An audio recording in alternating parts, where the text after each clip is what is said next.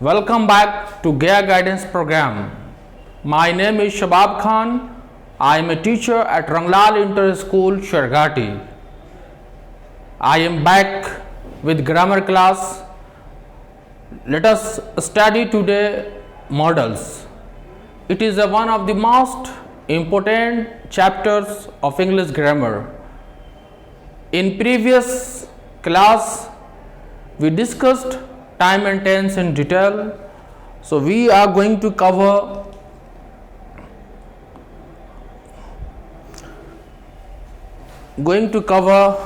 today very important things. You already know the conception of verbs. What exactly is verb? I have already defined it. Then I discuss in detail time and tense and what we have to study today. What is my today's agenda?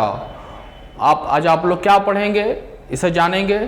आप सबसे पहले आप सभी लोग इस chapter में verb के जो मेजर टू फॉर्म्स होते हैं, प्रिंसिपल वर्ब और ऑक्सिलरी वर्ब। प्रिंसिपल वर्ब को ग्रामर में हम लोग मेन वर्ब भी कहते हैं और ऑक्सिलरी वर्ब को हम लोग हेल्पिंग या सपोर्टिंग वर्ब कहते हैं। इसके बाद हम लोग जानेंगे कि ग्रामर में ऑक्सिलरी वर्ब के अंतर्गत एक चैप्टर और आता है जिसका नाम मॉडल्स है, उसे जानेंगे। इसके बहुत सारे वर्ड्स हैं, ग्रामेटिकल वर्ड्स हैं, इनके फंक्शन को भी हम लोग आज जानेंगे। साथ ही साथ इनका जो रियल यूसेज है ये सीखेंगे आज के चैप्टर में। In my class I already defined the term verb and I expect all of you know the term verb. Verb का मतलब होता है एक्शन होना। छोटे बच्चों को हम लोग सिखाते हैं और जानते हैं वर्ब का मतलब एक्शन का होना होता है। एक्शन का कहें तो आप समझ लो किसी काम का होना, लेकिन ये डिफिनेशन इनकम्प्लीट है, पूरे वर्ब को डिफाइन नहीं कर पाता है। इसलिए हम लोग कहते हैं verb is a form of word which expresses three things: state, position and action. ये तीन चीज जिससे पता चलेगा वो हमारा वर्ब कहलाता है। स्टेट का मतलब पोजीशन को दिशा बताना, जैसे कि इसके लिए हम लोग ऑक्सिलरी वर्ब का इस्तेमाल करते हैं इज, एम, आ, वाज, व। ये हमारा स्टेट शो करता है। साथ ही साथ has, have, had, will, have ये शो करते हैं पोजीशन, बिलोंगिंग्स, संबंध। जैसे बोलते I have 10 fingers, it shows belonging, it shows position. In the same way मैंने बताया है कि आखिर वाला जो पॉइंट है वर्ब एक्शन भी बताते हैं, एक्शन वर्ड है ये। जो सबसे इंपॉर्टेंट चीज आज है ऑक्सिलरी वर्ब। ऑक्सिलरी वर्ब का दूसरा नाम हेल्पिंग वर्ब होता है, सपोर्टिंग वर्ब होता है। मेन वर्ब जो होते हैं अपना मीनिंग खुद निकाल लेते हैं। मेन का मतलब ही होता है महत्वपूर्ण, जिसे किसी की सहायता की जरूरत नहीं होती है, किसी के हेल्प की ज़रूरत नहीं होती है, किसी का सपोर्ट नहीं लेता है, वो अपना मीनिंग इंडिपेंडेंट निकालता है, जिसे हम लोग ग्रामर में प्रिंसिपल वर्ब या मेन वर्ब कहते हैं। जैसे कि go, come, teach, read, write, learn, love, these are the examples of main verb. आप सभी जानते हैं, हम लोगों ने काफ़ी इस पर एक्सरसाइज भी किया है, प्रैक्टिस भी किया है और आप बेहतर समझते हैं। लेकिन जो ऑक्सिलरी वर्ब होता है, हेल्प करना, सपोर्ट करना, मदद करना, ये मेन वर्ब के मीनिंग को क्लियर कराने में मदद करता है। इसलिए इसे हम लोग ऑक्सिलरी वर्ब कहते हैं। See the definition.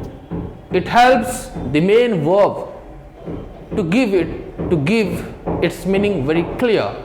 और पॉजिटिव, नेगेटिव क्वेश्चन बनाने में भी काफ़ी इनका अहम रोल होता है। इसलिए इसे हम लोग ऑक्सिलरी वर्ब कहते हैं। तो आप सभी जान गए कि वर्ब के दो branches, main verb, second one auxiliary verb. ये दो महत्वपूर्ण वर्ब हो गए। साथ ही साथ मैंने आप लोगों को बताया मेन वर्ब, समझाया कि मेन वर्ब क्या होता है। मैंने बताया ऑक्सिलरी वर्ब क्या होता है। इसमें दोनों में क्या डिफरेंसेस होते हैं, क्या बेसिक डिफरेंस होते हैं, ऑल ऑफ यू नो। अब मेरा जो ऑक्सिलरी वर्ब है इसको तीन हिस्सों में डिवाइड किया गया है। पहला primary auxiliary, middle one model auxiliary, बहुत ही इंपॉर्टेंट है। आज के डेट में कम्युनिकेटिव इंग्लिश में इट इज फ्रीक्वेंटली यूज्ड, और आप स्पोकन इंग्लिश और रिटन इंग्लिश में भी इसका बहुत ज़्यादा इस्तेमाल होता है। Finally semi model. तो जो बी टर्म होते हैं, जो इज, एम, वाज, वा, ये सारे जो has, have, had, do, does, did, ये सारे हमारे प्राइमरी ऑक्सिलरी हैं। मॉडल ऑक्सिलरी ये फॉर्म ऑफ वर्ड्स हैं जो मोड ऑफ एक्शन बताते हैं, कोई काम कैसे हुआ, what is the mode of action, modality show करते हैं। दूसरा टर्म हो गया सेमी मॉडल। सेमी का मतलब आप जानते हैं हाफ होता है, आधा। आप सर्किल देखा होगा, सेमी सर्किल, सर्किल पूरा होता है, उसको दो हिस्सा में आप बांट दीजिए, आधा सेमी सर्किल। जैसे कोई संस्था चल रही है, उसे आधा सरकार के द्वारा पैसा दिया जा रहा है और आधा खुद लोग अपने लगा कर संचालित कर रहे हैं, तो उसे कहते हैं सेमी गवर्नमेंट ऑर्गेनाइजेशन। इसी तरह सेमी का मतलब होता है half. Semi literally means half. Semi model कभी ये मॉडल का काम करता, सेमी मॉडल का काम करता है, कभी वर्ब का काम करता है। तो ये सारा टर्म है जो आप सभी देखिए। 9 मेजर मॉडल्स हैं, और हमारे ये जो तीन जो इसमें हैं, डेयर, नीड, यूज्ड टू, ये जो है हमारे सेमी मॉडल्स हुए। मॉडल्स होता क्या है, what exactly is model? Let us understand it. Let us understand the concept of model. What does model stand for? मैंने पहले ही डिफाइन किया कि model is a form of verb. Verb का एक रूप है जो it shows attitude of the speaker, the mood off the speaker, ये बताता है। साथ ही साथ it expresses modern of action also. इसके जरिए हम लोग कैपेसिटी बताते हैं, परमिशन को बताते हैं, पास्ट हैबिचुअल एक्शन को शो करते हैं, नेसेसिटी को शो करते हैं। ये सारे मेजर फंक्शन हैं जिसके मॉडल के जरिए हम लोग इस्तेमाल करते हैं। एक और मेजर हमारा ये भी समझ लें और जान लें कि मॉडल के 3 मेजर कैरेक्टरिस्टिक्स होते हैं। 3 major, see on the board here, all of you here.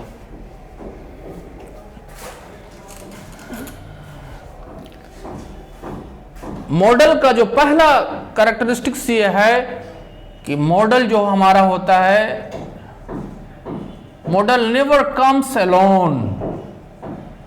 Model never comes alone, right? इसका मतलब ये होता है कि मॉडल का प्रयोग कभी हम लोग सिंगल में नहीं करते हैं। It is always followed by main verb. जैसे कि आप देखो, आई कैन, ये हमारा मॉडल हो गया। आई शुड मॉडल हो गया। आई वुड मॉडल हो गया। आई मस्ट मॉडल हो गया। लेकिन here is no verb. No verb. Sentence is incomplete. As per the rule of grammar, sentence is completely wrong.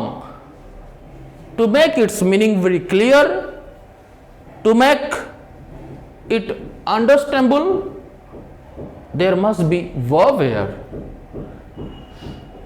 तब हमारा मीनिंग क्लियर हो जाएगा। आप समझ पाएंगे कि स्पीकर क्या कहना चाहता है, क्या एक्सप्रेस करना चाहता है, what is his feelings, what is his emotion, what does it want to convey. So आप देखो, आप लगा लो, I can go, meaning is very clear. Now sentence is complete. I should study. Sentence is very clear. Sentence is right, grammatically correct. I would love. I must help. तो ये grammar का हमारा पहला model का जो हमारा पहला importance ये है कि हमेशा ये वर्ब को फॉलो करेगा, मेन वर्ब को फॉलो करेगा, नहीं तो सेंटेंस गलत हो जाएगा। दूसरी चीज़ जो सबसे महत्वपूर्ण चीज़ है आप जान लें, और कॉम्पिटिटिव में साथ ही साथ जनरल इंग्लिश पढ़ने में और आपके इंटर के सिलेबस में जो शामिल है, बच्चे गलती करते हैं। हम लोगों ने प्रीवियस सेशन जो हम लोगों का था वो completely time and tense chapter पर बेस्ड था। आप उसमें देखे थे नंबर ऑफ पर्सन के मुताबिक, suppose I go, we go, he goes, she goes, it goes, change हो रहे थे। सेकंड जो हमारा है, सेकंड कैरेक्टरिस्टिक्स ऑफ मॉडल ये है कि it doesn't change it's form, it does not change it's form according to number and person. Number, it is always same. It is always same with all persons.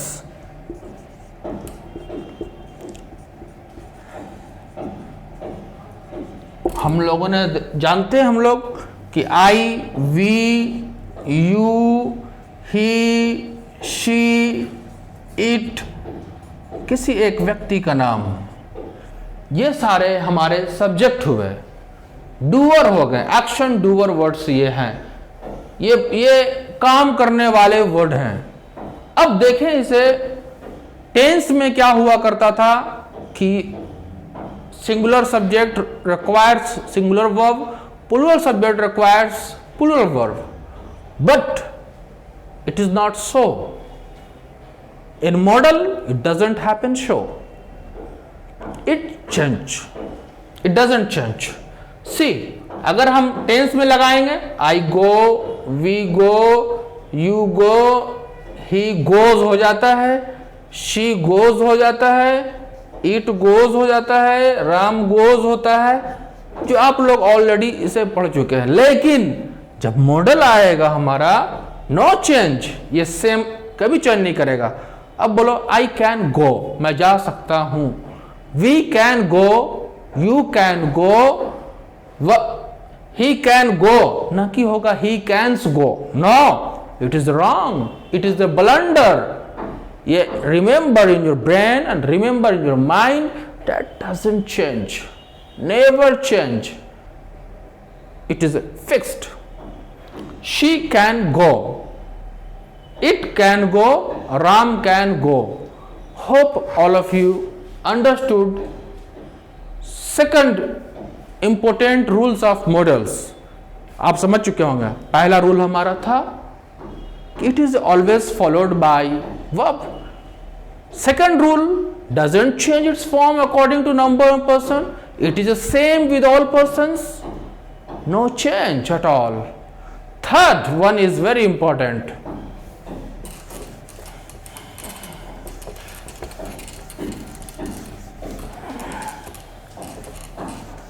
Third one is important. It is not followed by infinitive. किसी model से infinitive क्या किसे बोलते हैं आप जानते हो? ये नन फिनाइट फॉर्म वर्ब का एक रूप है। किसी वर्ब के पहले टू लग जाता है तो इसे हम लोग ग्रामर की भाषा में इन्फिनेटिव कहते हैं। जो आप जानते हो। अगर गो हमारा वर्ब है, इससे पहले टू लगाएंगे तो टू गो इन्फिनेटिव हो गया। राइट हमारा वर्ब है, इससे पहले टू लगाओगे, टू राइट हमारा इन्फिनेटिव हो गया। वॉच में टू लगा दीजिए, टू वॉच। वॉक में टू लगा दीजिए। ये वर्ब का ओरिजिनल फॉर्म होता है, वर्ब का बेस फॉर्म होता है इन्फिनेटिव, टू गो। तो इसमें आई के कैन के मॉडल में टू का इस्तेमाल नहीं होता है। तीसरा रूल हमारा rule number 3, modal is not followed by infinitive to. लेकिन इसमें exception 2 words, ought to, use to. 2 word exception and rest of the words, rest of the modals are not followed by 2. You can see here it is already shown in my presentation, and you can point it out, you can write it down in your notebook also. Define the term, what exactly is modal. 3 important rules. Hope it must be clear to all of you. आपको ये basic understanding अब आपको समझ में आ गया होगा।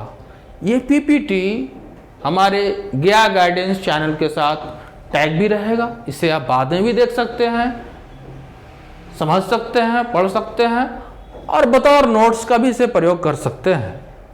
अब हम और इस चैप्टर को एलेबरेट करते हैं, प्रैक्टिकल एस्पेक्ट की ओर आते हैं, ताकि आपको ज़्यादा से ज़्यादा चैप्टर समझ में आए।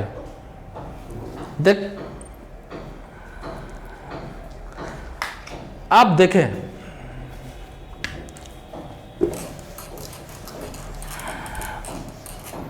जो हमारा बेसिक मॉडल है, बेसिक मॉडल का मतलब कैन, इसका मतलब लिटरल मीनिंग सकना होता है। मतलब कैन अगर कहो, अगर बोलते हैं आई कैन स्पीक इंग्लिश, इसका कहने का मतलब यह होता है कि I am capable of speaking English, I am able to speak English. हमारे I am 100% sure that I know how to speak English, I have ability to speak English. Can का मतलब किसी इंसान की क्षमता, सलाहियत, एबिलिटी, कैपेसिटी, पावर, स्ट्रेंथ को बताता है। इसीलिए कैन जब बोलो, जब आप 100% श्योर हो, आपके अंदर 100% क्षमता हो कि यह काम कर सकते हो, आंख बंद करके बोलो कैन लगा दो, जिस सबसे आपकी क्षमता का, सलाहियत का। कैन का मतलब सकना, राइट। और इसको इंग्लिश में इक्विवेलेंट टू एबल टू भी हो सकता है। अगर आप बोल सकते हो आई कैन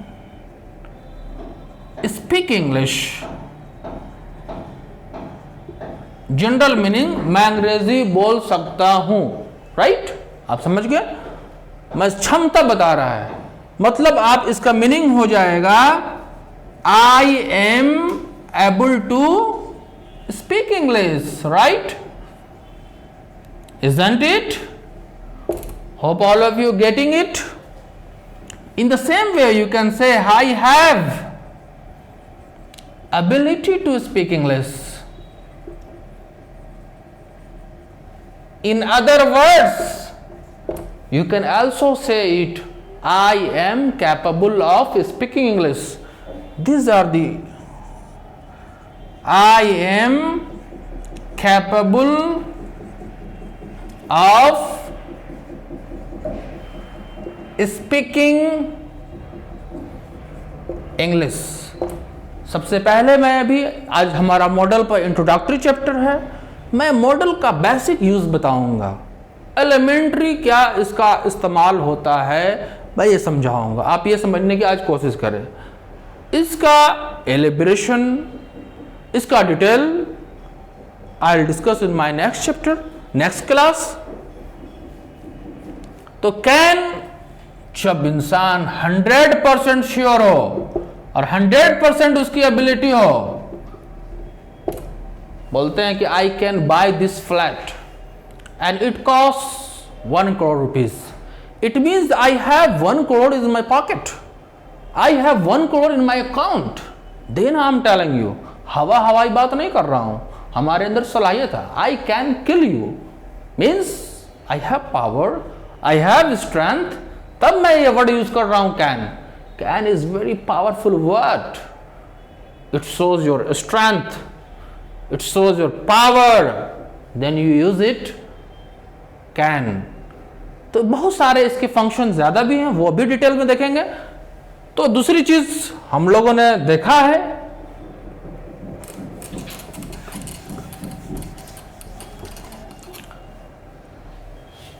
जो हम लोगों का 3 टर्म होता है, positive, negative question. Negative question भी आप टर्न कर सकते हो. अब बोलो आई can swim, I can swim, मैं तैर सकता हूं, राइट. जब आपको तैरना आता है, जब आपने तैराकी स्विमिंग सीखा है, तब ने आप बोल रहे हैं कि तैरना आता है, मैं तैर सकता हूं. अगर आपको ये चीज नहीं आएगा तैरना, आप पानी में जंप करोगे, ऑटोमेटिक डूब जाओगे और अपनी जिंदगी हाथ धोना पड़ेगा. You can die if you don't know swimming. So it means you know swimming, I can swim, मैं तैर सकता हूं, राइट. सी इसका negative, I can not swim, मैं नहीं तैर सकता हूं, I can not swim.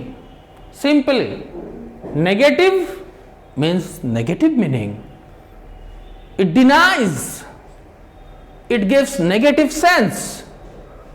I can speak, I cannot speak, I can go, I cannot go, I can help you, I cannot help you, I can decide, I cannot decide, I can finalize, I cannot finalize, I can teach any chapter. See, this is a simply to turn into negative, can I swim? क्या मैं तैर सकता हूं. Positive meaning, negative meaning, और ये हमारा question हुआ. आप समझे इसे बेहतर ढंग से. एक और ग्रामेटिकल टर्म है, बच्चे अक्सर गलती करते हैं, जो मैंने किताबों में देखा है कि बच्चे कभी कैन यहां लिखते हैं, नॉट यहां लिखते हैं. ये बिल्कुल गलत है. It is wrong.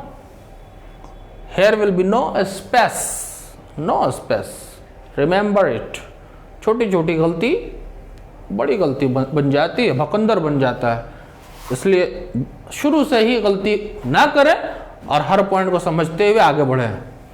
तो सिंपली आप लिखें can not, no space in the middle. Second thing, in spoken English, in communicative English, can not को हम लोग कांट भी कहते हैं, शॉर्ट फॉर्म, जिसे ग्रामर में हम लोग कॉन्ट्रैक्शन कहते हैं. अब आई कैनॉट गो इन सिंपल से I can't go, I cannot play in simple से I cannot play, I can help you simple से I can't help you. And practice. आप इस पर 5 और 10 एग्जाम्पल्स लिखेंगे और इसे प्रैक्टिस करेंगे, और तब आपको जो हमारा पहला जो टर्म है कैन, ये समझ में आएगा. और इसका डिटेल फंक्शन हम लोग करेंगे. जो कैन का लिटरल मीनिंग होता है क्षमता बताना, सलाहियत बताना. तो आप इसे समझ चुके होंगे. अब दूसरा वर्ड जो हो गया मॉडल का हमारा, may, it is the name of month also. Second, it is also verb, model verb. और बचपन से हम लोग इसका प्रयोग करते हैं और सीखते हैं. जब बच्चा छोटा होता है तो भी उसे ट्रेनिंग दी जाती है, मे आई कम इन। आप अचानक किसी के घर में बिना अनुमति के नहीं जा सकते हैं, अचानक किसी के किवाड़ को ठोक नहीं सकते हैं, पीट नहीं सकते हैं। अगर आप पढ़े लिखे हैं, आप सभ्य हैं और आपको तौर तरीका है तो अनुशासन से आप किवाड़ को नोक कर अनुमति लेकर ही अंदर जा सकते हैं। मे आई कम इन, तो मे का जो मुख्य प्रयोग होता है अनुमति लेने में, अनुमति देने में, जिसे ग्रामर में हम लोग परमिशन कहते हैं। To take permission, to give permission and to show possibility. जब संभावना व्यक्त करना हो, इट मे रेन, लगता है बारिश हो सकती है, यू मे पास, पास कर सकते हो। तो ये मे जो हमारा टर्म है, जो कैन जो बता रहा था मैं कि 100% क्षमता रखता है, इससे थोड़ा सा ये कम पावर की दवा है। एंटीबायोटिक का इसमें लेवल जो स्ट्रेंथ है वो कम है, हाई पावर की दवा नहीं है। और ये दूसरी बात, थोड़ा सा फॉर्मल वर्ड है, पोलाइट टर्म है। कैन और मे में बेसिक डिफरेंस ये होते हैं, कैन एक इंसान की क्षमता, मतलब उसके अंदर लगता है कि वो रैंक में आदमी हाई है, रैंक में ऊंचा है, तब उसे आपकी अनुमति की जरूरत नहीं, तब वो कैन का प्रयोग कर रहा है। अब वो आदमी जब आप अपने दोस्तों के साथ फ्रेंडली बिहेवियर होता है, वहां कैन का प्रयोग करते हैं। और मैं अपने से सीनियर अथॉरिटी, अपने से सीनियर लोगों के साथ हम लोग मैं, अगर ये मेरा मोबाइल फोन है, अगर इसे मुझे दूसरे को से लेना है, मान लिया, तो उसे बोलेंगे अपने सीनियर पदाधिकारी से लेना है, सीनियर फ्रेंड से लेना है, कोलीग से लेना है, तो बोलेंगे may I take this phone, या may I use this phone in office to take पर, may I call here permission. और अगर हमारा दोस्त होगा, हमारा हम साथी होगा, हमारा बैचमेट होगा, तो I can say can I use this phone now, can I go now, can I talk here, can I have talk with my friends, you can say no problem at all. So this is a literal and basic difference between can और may, possibility. may का मतलब भी होता है सकना, same meaning। जो मानी can का होता है वही मानी may का होता है, no difference in the meaning। मगर फर्क कहां होता है? फर्क यूसेज पर होता है, कहां इसका किस कंटेक्स्ट में हम यूज करें, where to use and how to use, you have to understand it, know its application and know its usage. तो में जो होता है वो आपका 60% पॉसिबिलिटी बताता है, 60%। इससे प्रोहिबिशन भी हम यूज कर सकते हैं। अब फॉर एग्जाम्पल आप देखो, I may go now, I may read this chapter, I may read this book. मतलब श्योर नहीं है, पूरा कॉन्फिडेंस नहीं है, पूरा अपने ऊपर पकड़ नहीं है। I may read this book, पढ़ सकता हूं, शायद पढ़ सकता हूं, तो I may read this book. Negative, I may not read this book. Similarly we can turn this sentence into interrogative and simply हम लोग क्या करते हैं, जो हमारे मॉडल्स हैं, मे को पहले लेते आते हैं, मे आई रीड दिस बुक। अब इसे हम लोग अपने कॉन्वर्सेशन में भी प्रयोग कर सकते हो, may I read this book. अब सिंपली कोई आता है, may I come in sir, या you may come in. May I go out, yes you may go out. May I take your phone, no you may not go take it, It is my personal phone. May I help you? No, you may not help me. Similarly, you can understand it. Differences between can or may. It's have positive form, negative form, and question form. Now, see next models. Might बहुत कम ही might. एक गांव में मशहूर कहावत है, might is right, जिसकी लाठी उसकी भैंस। तो माइट का मतलब ताकत भी होता है, शक्ति होता है, लेकिन यहाँ वो ताकत का प्रयोग में नहीं होता है। माइट बहुत हम्बल टर्म है, बहुत ही कम। जिस तरह से कैन 100% एबिलिटी बता रहा था, मैं 60 से 70% पॉसिबिलिटी बता रहा था, उसी तरह से माइट की जो पॉसिबिलिटी रेट है वो 30% से लेकर 40% है, लेस 30% से टू 40%। शायद, प्रोबेबली, ही माइट कम। अगर बोलते हैं ही कैन कम, मतलब श्योर है, वर्ड फाइनल दे दिया है, जबान पूरा दे दिया है, श्योर है कि आएगा, ही कैन कम। ही मे कम, मतलब मामला 60 और 40 का मामला चल रहा है। जब बोलेंगे ही माइट कम, शायद आ सकता है, बहुत कम उम्मीद है लेकिन कोशिश करेगा, he might come. I might पास, जब बोलता हूं कि आई कैन क्रैक यूपीएससी, मतलब कि बहुत फुल 100 से भी ज्यादा मेरे पास कॉन्फिडेंस है, क्रैक कर लूंगा। मामला 60-40 वाला मामला जब चला आता है तो वहां हम लोग इस्तेमाल कर लेते हैं अपना मे को। जब बहुत ही लेस पॉसिबिलिटी होती है, बहुत कम पॉसिबिलिटी होती है, तो हम लोग इस्तेमाल करते हैं माइट को, राइट। माइट का मतलब शायद। अब इसी तरह से इसका पॉजिटिव भी बनाएंगे, नेगेटिव भी बनाएंगे हम लोग। अब यू माइट, शायद इसे तुम कर सकते हो, you might do this, you might do, शायद बहुत कम उम्मीद है।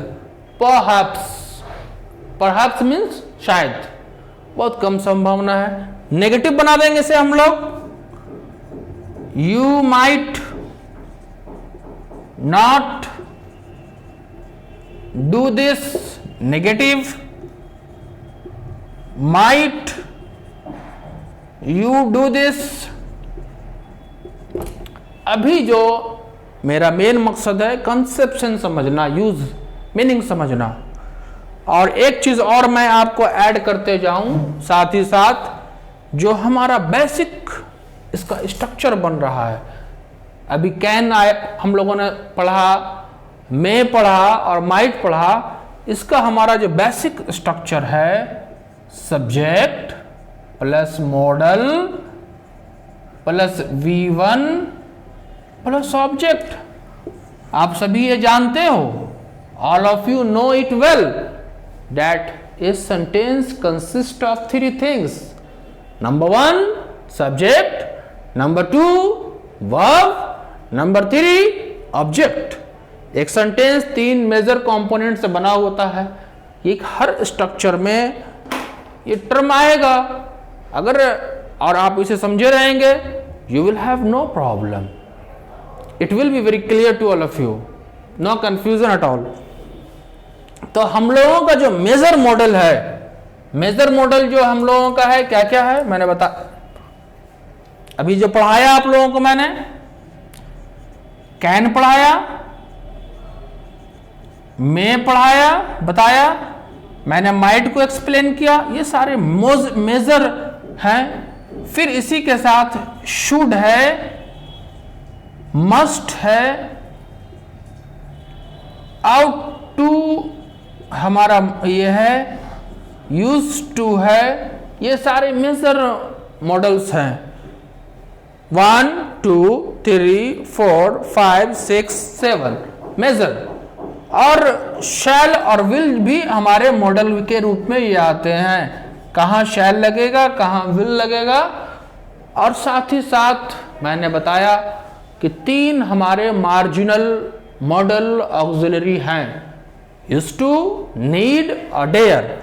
तो ये समझ लें ये सारे का स्ट्रक्चर एक ही होता है। अगर आप एक स्ट्रक्चर बेटा याद रखोगे आप लोग, subject model V1 plus object, तो सबके साथ यही लगेगा structure, subject plus can plus V1 plus object, मतलब सकना में सब्जेक्ट प्लस में प्लस V1 प्लस ऑब्जेक्ट, सकना।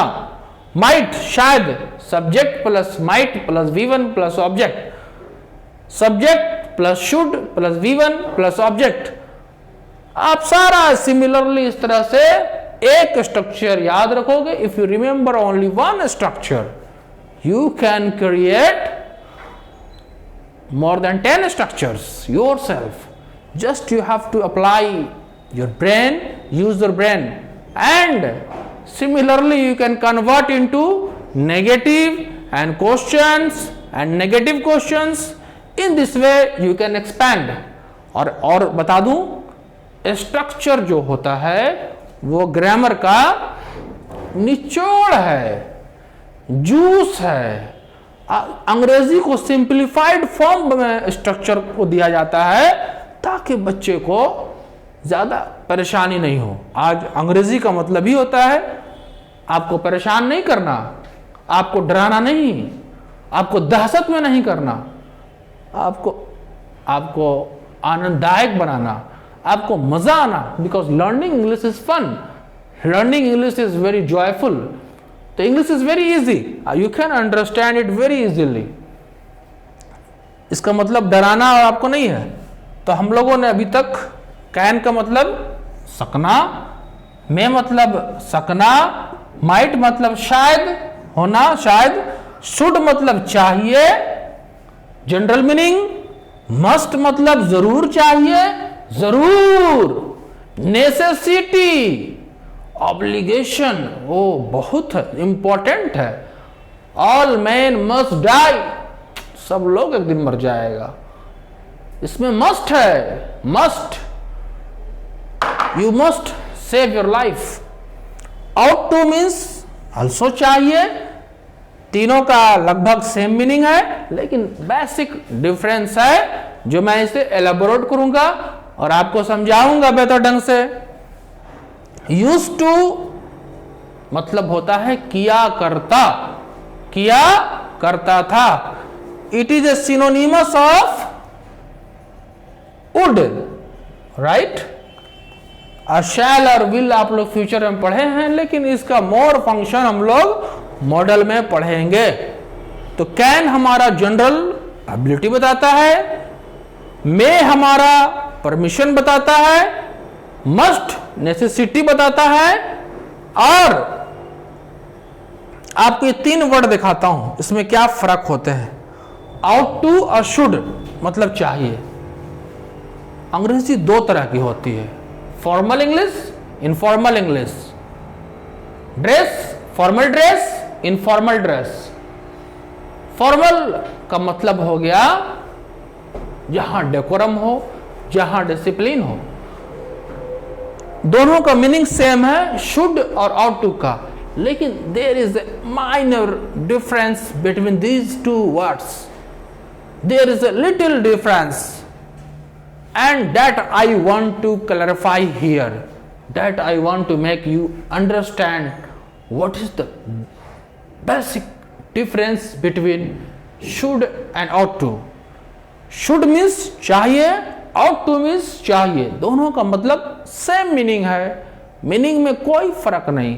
लेकिन जब आप अपने सीनियर को बोलेंगे कोई काम करने के लिए, जैसे अपने फादर को बोलेंगे, मदर को बोलेंगे, या अपने टीचर को बोलेंगे, अगर आपको जनरल एडवाइस देना है, फ्रेंड को देना है, अपने पड़ोसी को देना है, अपने हम उम्र के लोगों को देना है, तो शुड लगाइए। शुड का मतलब आप जानते हो, चाहिए होता है, और generally to give suggestion, sir you should work hard, you should learn English, you should learn the computer, अरे भाई, आप 21वीं शताब्दी में हैं। आप जानते हैं कि यूनेस्को ने कहा है कि 21वीं शताब्दी में जो लोग अंग्रेजी और कंप्यूटर नहीं जानते हैं, अंगूठा छाप, सारी डिग्री बेकार। इसलिए you must learn the computer, you must learn English. तो ये मस्ट मतलब जरूरी है, 100% जरूरी है। ये दवा खाओगे तो जिंदगी बचेगी, ना तो यू मस्ट डाई इमीडिएटली। तुरंत जिंदगी से हाथ धोना पड़ेगा, मर जाओगे बेटा, कहीं के नहीं रहोगे।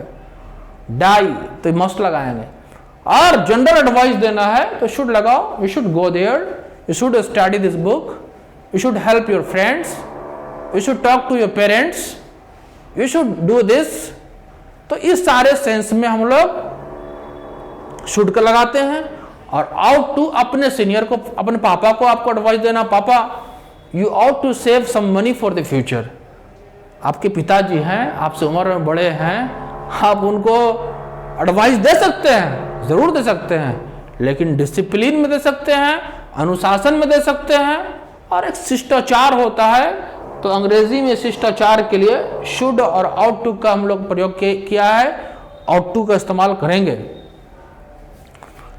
चाहिए, मस्ट समझाया आपको, और यूज टू ये बेसिक टर्म हमारे हो गए। Can, may, might, should, must, ought to और यूज टू। यूज टू का जनरल मीनिंग होता है बीती हुई बातों को बताने के लिए, पास्ट हैबिचुअल एक्शन को शो करने के लिए। जैसे बचपन के दिन में, when I was a kid I used to play cricket. दिन भर मैं सुबह निकलता था घर से, शाम में घर वापस आता था, दिन भर अपने दोस्तों के बीच में cricket cricket cricket. This was my routine, I used to play cricket. जब मैं कॉलेज गया, when I was in my college, I used to study day and night. My parents used to tell me, are you mad now? You are studying from morning to evening. What are you doing now? You don't care for your health? You don't care for life? No, I used to study because I have great love for learning. I have great interest in learning. That's why I used to, when I was a kid, जब मैं छोटा बच्चा था, I used to study in government school, I used to live in my village. मतलब आप अपनी कोई भी पास्ट हैबिचुअल एक्सपीरियंस को शो करने के लिए यूज्ड टू का प्रयोग करते हैं। और हमको लगता है कि आप सभी बेसिक टर्म समझ रहे हैं। और इस सब का स्ट्रक्चर हो जाएगा subject plus can plus V1। Practice करते रहेंगे, क्योंकि मेरा जिंदगी का एक अपना अनुभव है, तजुर्बा है कि अंग्रेजी सीखना है तो प्रैक्टिस करना है। अंग्रेजी किताबों से नहीं आती है, अंग्रेजी रटने से नहीं आती है, अंग्रेजी पढ़ना पढ़ने से आता है, लिखना लिखने से आता है, सुनना सुनने से आता है। क्योंकि आज का ज़माना है स्किल का, और दुनिया में अंग्रेजी जो है स्किल सब्जेक्ट के तौर पे माना जा रहा है। ये एम्प्लॉयबिलिटी स्किल के अंतर्गत आता है। तो इसे आप यूज़ करो, यूज़ करो, यूज़ करो, use every time English, make it part your life. Talk to your friend in English. Oh, can I go now? Yes, I can go. Sir, may I come in? Yes. Sir, may I sit? Use these terms all the time, all the time, all the time. And speak broken English. As a teacher of English, मुझे अंग्रेजी में पढ़ाना था. I don't have to speak Hindi in the class. But your level is low. So I am using Hindi here. So try to understand, don't bother about it. Learn it, grasp it, practice it and implement it in your life. तो आप इसे समझे होंगे। ये सारा चीज जो मैं शो किया यहाँ ये सब का डिटेल है जो स्लाइड में। I can speak English, can I go to bathroom, simple, he could swim, कर सकता था, पास्ट एबिलिटी को शो करता है। मैं अभी बताया मैंने, प्रोबेबिलिटी को शो करता है, इट में इट्स नॉट टुमारो। माइट बताया बहुत कम ही प्रोबेबिलिटी शो, 30%, 30% से भी कम। इट माइट रेन टुडे, शायद वर्षा बहुत कम संभावना है। मस्ट बताया मैंने अभी आप लोगों को, शुड का इस्तेमाल समझाया एडवाइस के लिए। ये स्ट्रक्चर मैंने आपको डिफाइन किया, आप इसे समझ चुके होंगे। इसे प्रैक्टिस करेंगे, एग्जाम्पल लिखेंगे, अंग्रेजी पक्का आएगी, I am sure, 100% sure. Your practice will not go in vain. So this is also I set some exercise for you so that you can practice it. This sort of question come to your examination. और आज का class आपको आपका feedback, अपना feedback, personal reflection, आपको आज का मेरा कैसा क्लास लगा, और मैं अपने क्लास को बेहतर बनाने में आपके सुझाव, जो सजेशन की जरूरत है, और हम लोगों का ज्ञा गाइडेंस यूट्यूब चैनल, जिसके द्वारा ऑनलाइन क्लास का पूरे बिहार में संचालित हो रहा है। और हर बच्चे आज के देर में, कोरोना काल हर इंसान को कमजोर कर दिया है, हर लोग परेशान है पैसे से। और ये हमारे it is the brilliant brain child of my honourable DPO, district programme officer Anand sir. उनका प्रयास है कि हमारे जो बच्चे हैं उन्हें अच्छी शिक्षा मिले, क्वालिटी शिक्षा मिले, ताकि वो और बच्चों से कम नहीं रहें।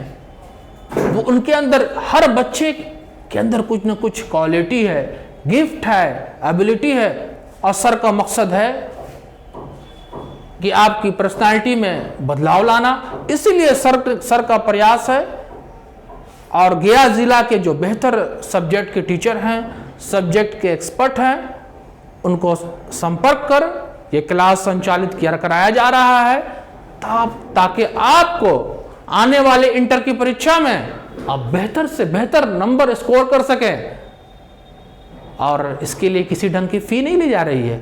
आप सिर्फ हमारे ज्ञा गाइडेंस चैनल में लाइव क्लास देखिए, वहाँ बार बार देखिए, आप कमेंट सेक्शन में जाइए, अपना प्रॉब्लम को शेयर नोट कीजिए, सुधार दीजिए, और हमारा ज्ञा गाइडेंस चैनल को लाइक कीजिए, शेयर कीजिए, ताकि जो हमारे सर का मकसद है कि डिजिटल वर्ल्ड है, आज हम लोग डिजिटल वर्ल्ड में रह रहे हैं, दुनिया डिजिटल, कोरोना, हर चीज़ बुराई और अच्छाई होती है। कोरोना ने हम लोगों का स्मार्ट बना दिया है, डिजिटल बना दिया है। तो आप लोग क्लास देखकर, मुझे उम्मीद है, आशा है अच्छा लगा होगा, एंजॉय किया होगा। अंग्रेजी एक अपनी बेहतर भविष्य के लिए पढ़िए, बतौर सब्जेक्ट भी पढ़िए, और अंग्रेजी जब तक आप जिंदा है तब तक काम करेगी, अच्छी नौकरी भी देगी और आपको जिंदगी में ऊंचाई पर पहुंचाएगी। इसी के साथ मैं आप लोगों से अपने नेक्स्ट ग्रामर क्लास में मिलूंगा। Thank you, have a wonderful day to all of you.